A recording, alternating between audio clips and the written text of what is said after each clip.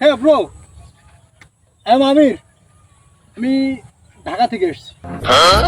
তো এখানে পাশেই একটা ফ্রেন্ড আছে, ওর সঙ্গে দেখা করতে আসছি। আচ্ছা, তুই গ্রামটা একটু ঘুরতে বেরিয়েছি। যাই হোক, তুই কি বাইক?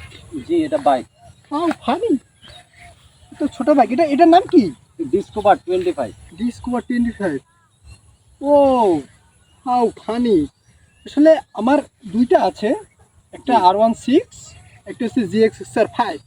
যাই হোক ব্রো, আমি একটু বাইকটা চালিয়ে দেখতে পারি? আসলে এসব ছোটো মোটো গাড়ি অবশ্য চালাই না। তুমি যদি না বলো তাহলে আমার না সমস্যা নাই, নিতে পারেন। ওকে, তাহলে আমি একটু ট্রাই করি। আচ্ছা, ওকে, হ্যাঁ ব্রো, ডোন্ট মাইন্ড, প্লিজ একটু সাইডে যাও না। ওকে, ট্রাই করি, হ্যাঁ, ডোন্ট মাইন্ড। হ্যাঁ ওকে, তো ব্রো আসি, হ্যাঁ, বাই।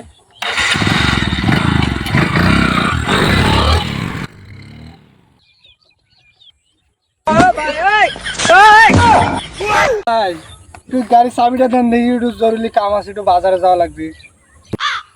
ছোট ভাই বাগার চাবি না দিলেও বা কি রকম থাকে, নে চাবিটা পাইতে দিয়ে আই।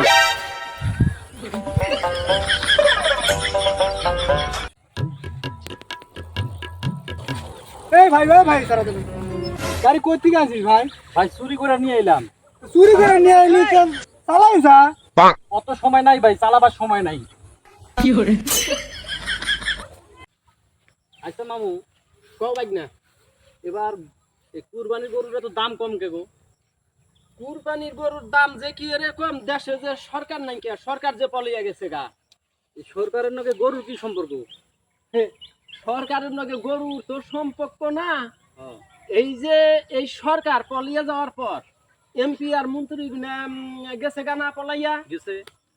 তা 2000 এমপি আর মন্ত্রী যদি পলাইয়া গেছে, হ্যাঁ, এরা কি কুরবানি দিত না? দিত।